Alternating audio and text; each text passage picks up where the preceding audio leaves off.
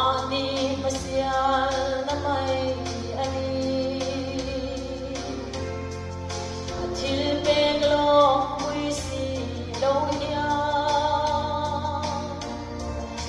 ile soin kan man ile si Katong nai na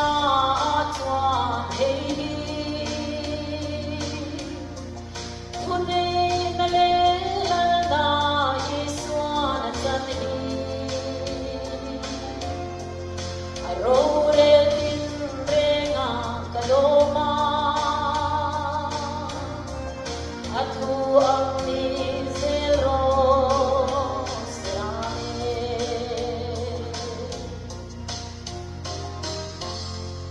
Khoi puna hian nge in om le ilo be kinin omang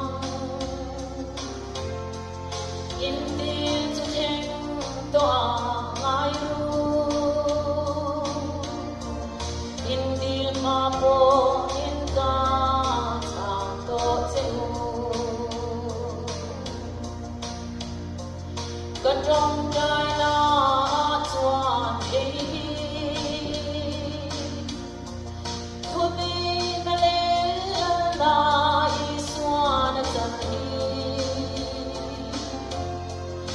Ro re tin